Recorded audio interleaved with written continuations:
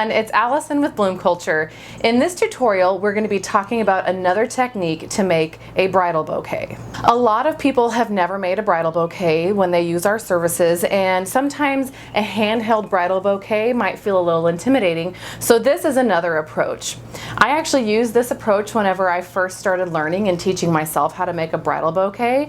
It gives you a little bit more control, it helps keep your stems short, and it's actually a lot of fun to do. In this tutorial, I would suggest using a shorter vase with a diameter of about 5 inches. That helps keep your scale appropriate. You don't want to be designing something that's gargantuan and taking up too many flowers, or something that's so small that doesn't feel like a bridal bouquet. So with this specific technique, I start how I start any other technique. I always start with greenery. When you're using the vase technique, it really helps get the shape that you want.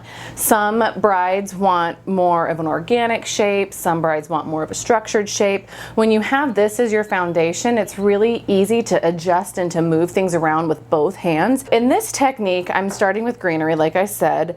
Always cut your stems a little bit longer, but I still stay with the X technique. So I put one stem going one way, and then I put the other stem going the other way.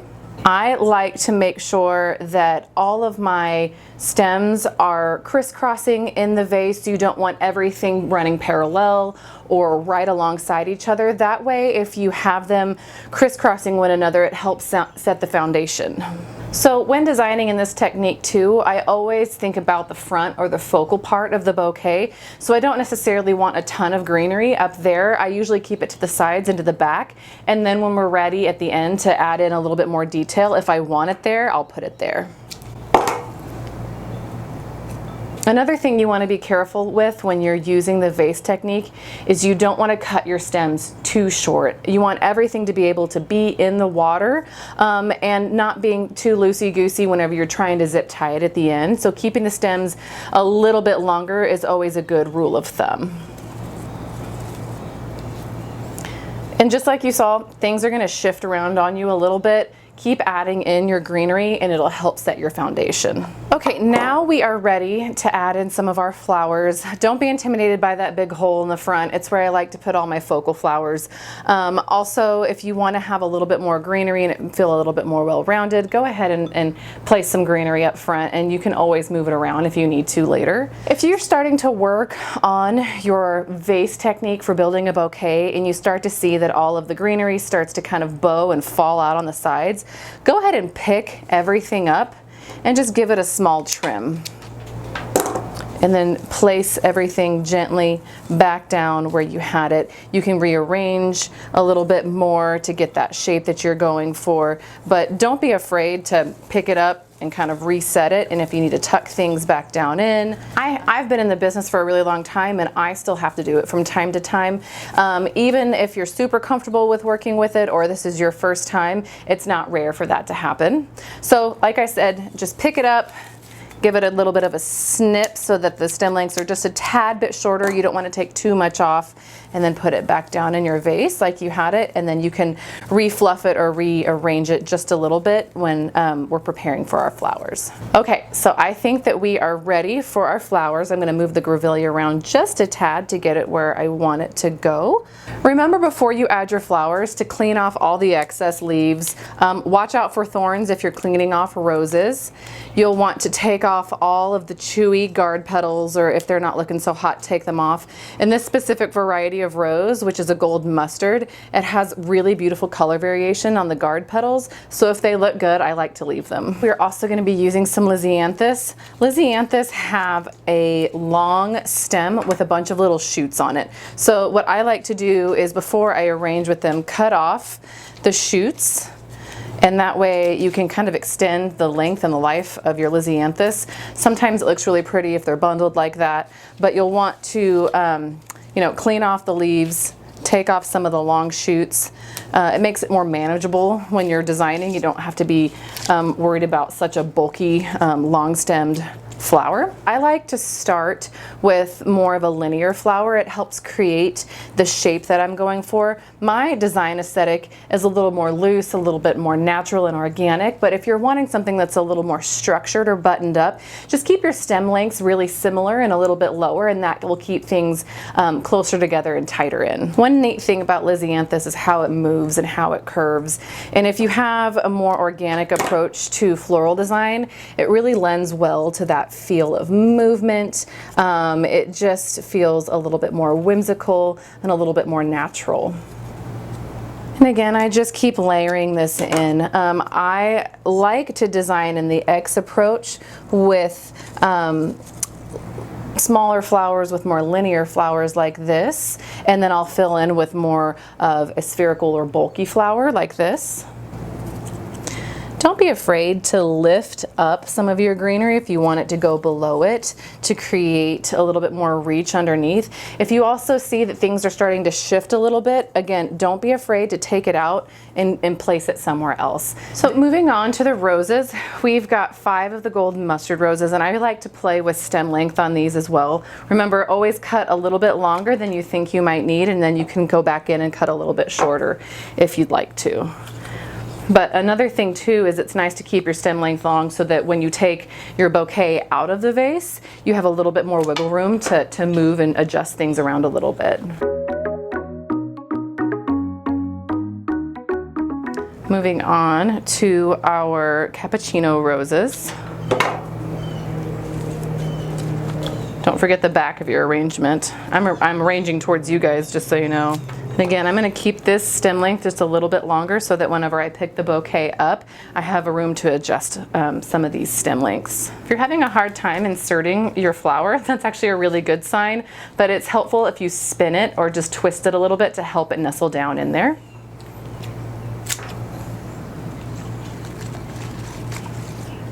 So I think we're at the point where we can take the bouquet out of the vase and start adding in some of our detailed flowers.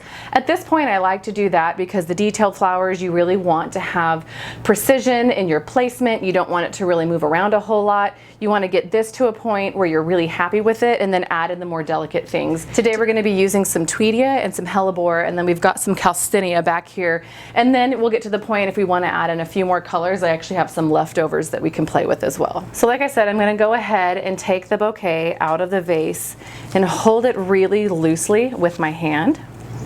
And you can see that it kind of starts to bunch back up together, but that's okay. And that's why we wanted to leave some of the stem lengths a little bit longer. If you don't like a rose placement, like I don't love that one, just twist it out, and I think it would look really pretty on the side over here.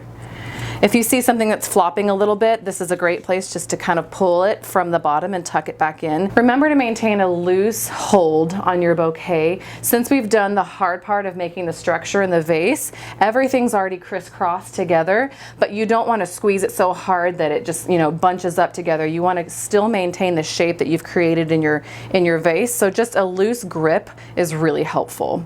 If you find that you've got any loose leaves in your hands, or it's kind of getting in the way, go ahead and just remove those. Like I said earlier, if you don't like the placement of something and you want to move it around, now's the time to do that. Maybe I want to tuck those down in just a little bit more. But I'm really liking the way that this is looking. I feel like it's really, really pretty. If you have more flowers to play with in your bridal bouquet recipe, now's the time. If you see, a hole right here, or you want to fill in a little bit on the front of the bouquet since it was sitting on the edge of the vase, now's the time to do that. At this point, when you're adding in more floral, just take a look at how long their stem length is compared to the actual bridal bouquet. So just make sure that as you go to cut those stems, to keep everything a little bit more short and a lot more manageable. All right, I think this is looking really, really pretty. Now is where I'm going to come in with, like I said, some of my detailed flowers. These are called Helleborus. They are a little bit more expensive, but if it's something that you want just in your bridal bouquet, they're totally doable. They're really beautiful. They have a really nice drape to them. Just make sure that you pay attention to which way they want to drape to, and that way when you're tucking it into your arrangement, it makes sense.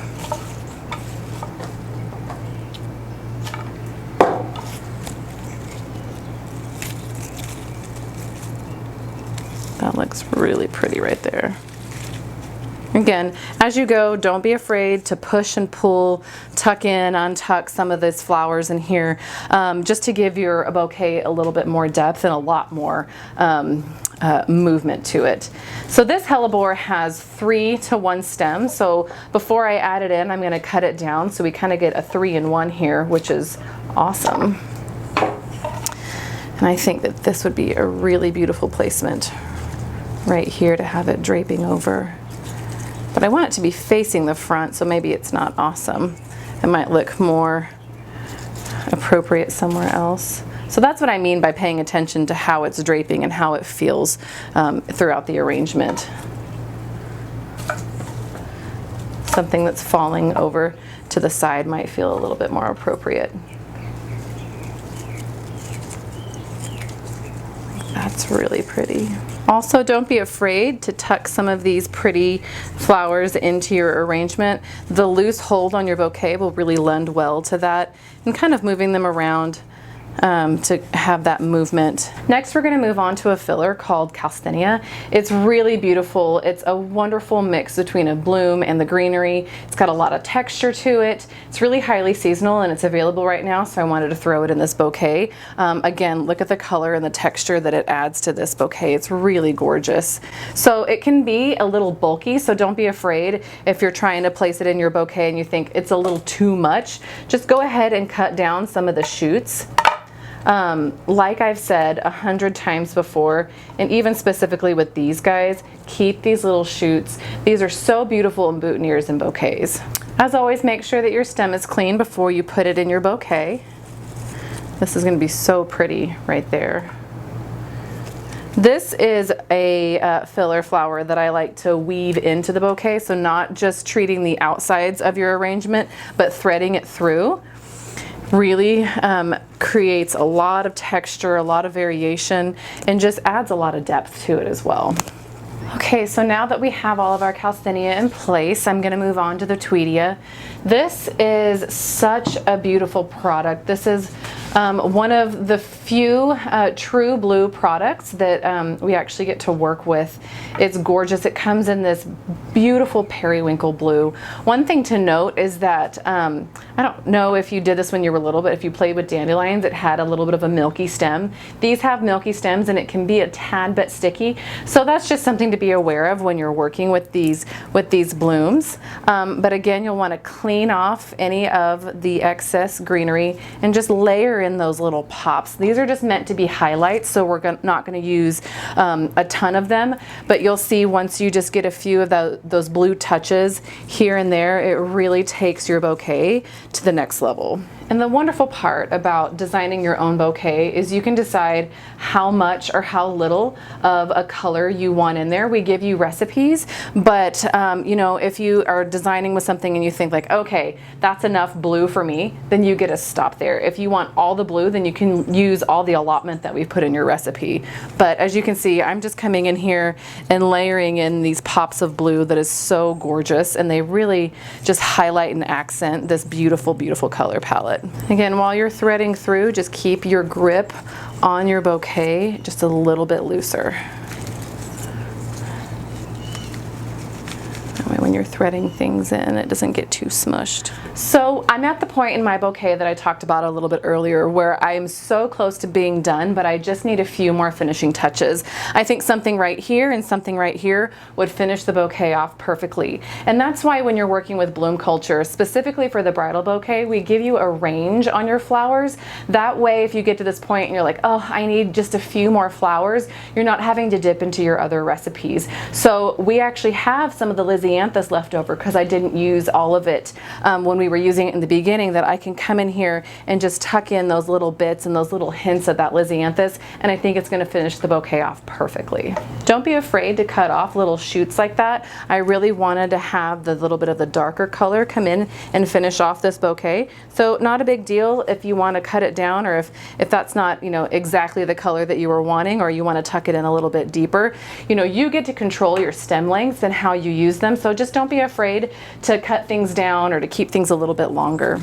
So when you reach the point where you're really happy with your bouquet, you feel like everything is layered in and full and looking really beautiful, now is the time that we're going to bind it. So instead of using a traditional technique with tape, more recently we've been using a zip tie. It's way easier. All you have to do is cover it up with some ribbon, but it's kind of a one and done approach. You literally can just take your bouquet, there's not a lot of movement in this, which is really great, not a whole lot of shifting.